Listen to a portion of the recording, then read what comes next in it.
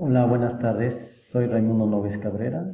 Mi matrícula es la ES 162004979. Estoy estudiando la licenciatura en Ingeniería en Logística y Transporte. La asignatura que estoy llevando es Administración de Sistemas de Transporte 1. Esta es la unidad 3, la actividad de reflexión. Mi docente es la maestra Miriam Santana García y vamos a hablar sobre la actividad de reflexión. Bueno, la primera pregunta de esta actividad es ¿qué es la administración? Se puede decir que es el proceso de planear, organizar, dirigir y controlar a un grupo de personas o actividades para alcanzar un objetivo común. Normalmente se maneja este ciclo, aquí lo puse de manera que maneja el financiero, el aprendizaje, pero el proceso de la administración está definido como lo que ya mencioné. Es planeación, organización, dirección y control. La siguiente pregunta es, ¿en qué consiste la administración de sistemas de transporte? Bueno, la administración busca que la empresa de transporte sea competitiva sobre todas las cosas y para eso usa los elementos primordiales de la administración, que fueron los que ya mencioné, que es planeación, organización, dirección y control.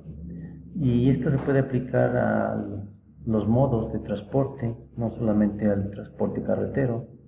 La actividad y las actividades han estado más relacionadas con el autotransporte de carga, porque al final de cuentas es el más importante aquí en México. Alrededor del 80% de las actividades de transporte son efectuadas mediante la carretera.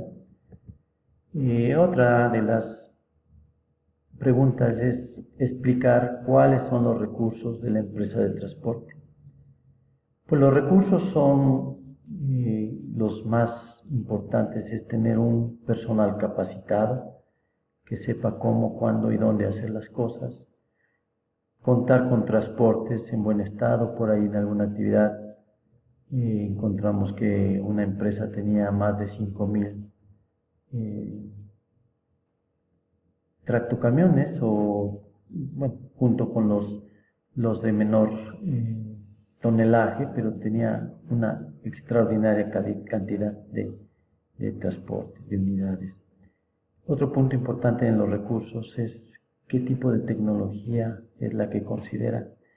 Actualmente, y por las TICs y la modernidad, pues se está hablando de que los transportes deben de tener un GPS instalado, los choferes igualmente tienen su celular y la comunicación es más instantánea, más rápida. No se tiene que tardar en que regresen a la planta para hacer el reporte. De hecho, vemos en las camionetas, por ejemplo, los repartidores de Bimbo o de ese tipo de producto que al momento que están con el cliente están escaneando y todo esto ya se está pasando a su planta. También pues tener una plataforma de internet para poder compartir en tiempo real dónde van las unidades, cómo van, cuánto es el ETA, el tiempo estimado de llegada. Otro de los recursos importantes es el equipo de carga y descarga que tengan. Tienen que tener montacargas. Estos montacargas deben de tener diferente capacidad, diferente altura, tanto para bajar de los racks del nivel más alto, la carga, es decir, los pallets.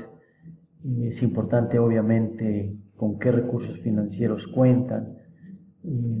La mayoría de empresas que prestan el servicio de autotransporte aquí en México, por ahí si no mal recuerdo, más del 85% son lo que se les conoce como hombre camión, que no cuentan con grandes recursos financieros en caso, por ejemplo, de un asalto, de un choque. ¿Cómo responden por la carga ante las empresas? Yo trabajo en el sector automotriz y el sector automotriz es muy demandante, o sea, ellos necesitan el material y no pueden parar la línea de ensamble porque asaltaron un camión. Entonces, el recurso financiero es muy importante, es contar con seguros, además, y los seguros son también vitales en la industria automotriz. El paro de 1 minuto de línea, por ejemplo, en Volkswagen, representa alrededor de $10,000 por minuto.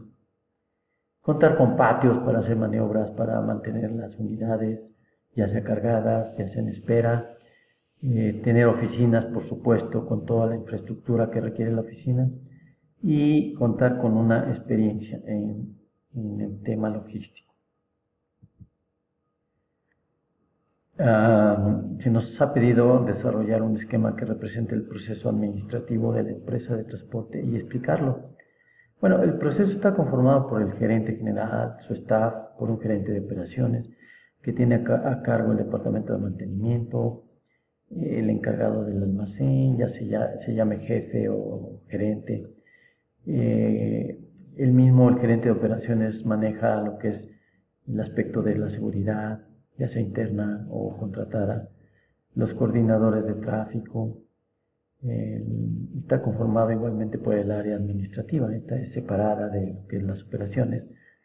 Y está el gerente de administración y finanzas, que pues tiene a su cargo la contabilidad, tiene a su cargo el área de recursos humanos, tiene a su cargo la cobranza, la facturación y la intendencia para tener limpio el espacio, ¿sí? Y bueno, aquí está un esquema sobre lo que nos solicitaron en la filmina anterior. Vemos que hay un gerente general que tiene un staff informativo, que es muy importante, que tenga quien lo soporte, quien actualice los software, quien sugiera mejores prácticas. Tiene un staff legal por la misma situación, por ejemplo, cuando se tiene una pérdida, cuando ya sea de la carga de la unidad, pues necesita un staff legal para que esté peleando este tema. Bajo sus órdenes del gerente general, pues está el gerente administrativo y de finanzas y el gerente de operaciones. Como ya se mencionó, el gerente de finanzas pues tiene a su cargo el área de recursos humanos, que se encarga de proveer los recursos humanos, de seleccionarlos, de capacitarlos, de escoger por ejemplo, al operario, al chofer adecuado, no dejar que se filtre pues personas que no sean fiables o que tengan alguna adicción.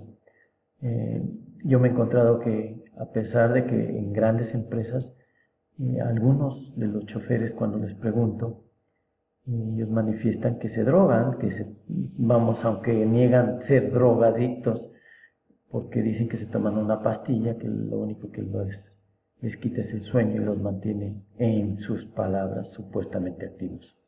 Esa es una falacia, no puede el cuerpo aguantar eso. Bueno, y también está a cargo de lo que es las finanzas, que son los que se encargan de ver de dónde sacar los recursos, y la contabilidad, que le da los balances, el estado de resultados a la empresa, y para ver si son viables o no y tomar decisiones pertinentes.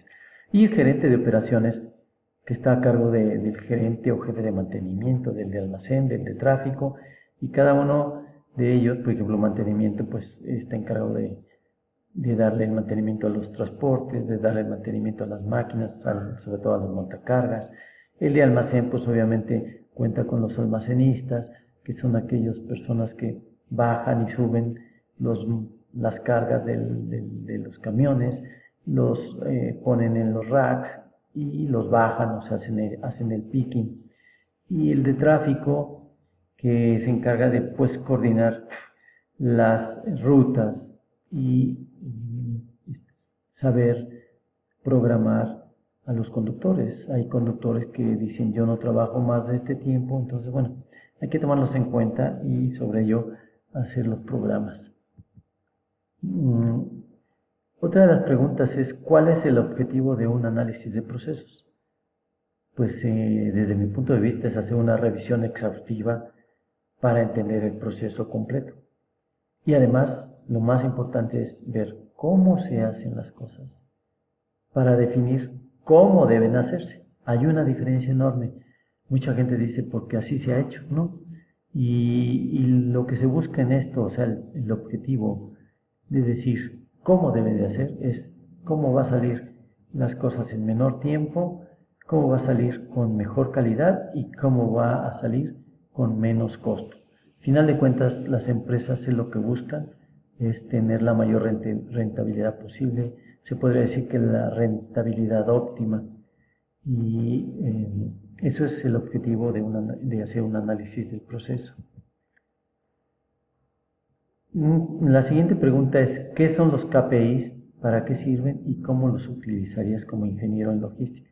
Bueno, los KPIs es Key Performance Indicator y son los indicadores clave de desempeño. Nos sirven como medida de desempeño.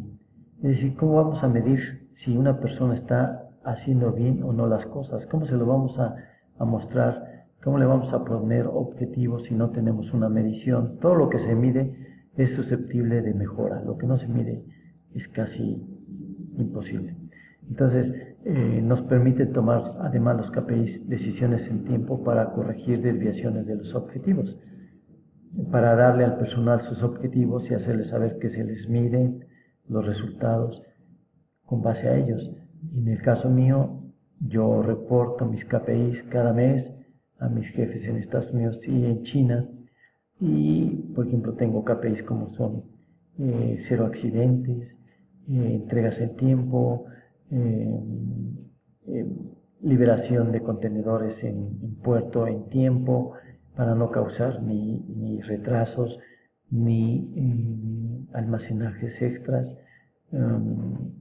Reporto cuánto es la facturación del mes, cuáles fueron mis costos de la operación y todo eso se me evalúa. Entonces, esta es la importancia y esto es como lo utilizaría yo como ingeniero. En sí los estoy usando. Explicar brevemente las 3 herramientas administrativas del tema 2.2.1. Este tema se tocó en la unidad 2. Sin embargo, aquí está sacado a colación y las herramientas son 3. Una es la tormenta de ideas, que grosso modo es formar un grupo, sobre todo heterogéneo, porque los que se creen que saben todo, no lo saben. Y una persona que sea ajena al tema viene sin la ceguera de taller, entonces puede aportar ideas que son increíblemente adecuadas, pero que los que conforman el grupo homogéneo no las perciben por obviedad o por ceguera de taller. Entonces cada uno tiene que dar una idea o más, hay que estimular eso, por eso es tormenta de ideas o lluvia de ideas. No está permitido criticar, por más aberrante que parezca la sugerencia. Después estas ideas se van agrupando y se les va dando un formato como de pregunta. Y se empiezan a decantar, ok, a ver, en forma de pregunta, esto, creen que sí, creen que no, y se va seleccionando a las posibles y se va descartando a las que de plano pues no lo fueron, ¿no? Y después de tener ya esa lista decantada, filtrada, se hace hay métodos para evaluarlas. A mí me gusta mucho el método ¿por qué aquí sí y por qué acá no? Muchas veces se dice, pues es que es por el clima. Ah, bueno, si es por el clima, ¿por qué en esta área no te afectó y en esta sí? Siendo que el clima es idéntico. Entonces es el criterio y se va eliminando, y al final de cuentas es una metodología muy, muy efectiva que funciona. Y bueno, esa es, digamos, la primera de las 3 herramientas.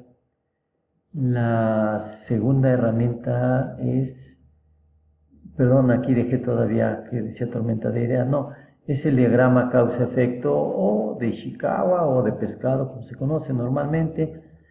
Yo lo conozco como las 5 o las 6 M's, y por cada M del proceso, que es material, método, mantenimiento, medio ambiente, mano de obra y maquinaria, se empiezan a poner qué cosas pueden influir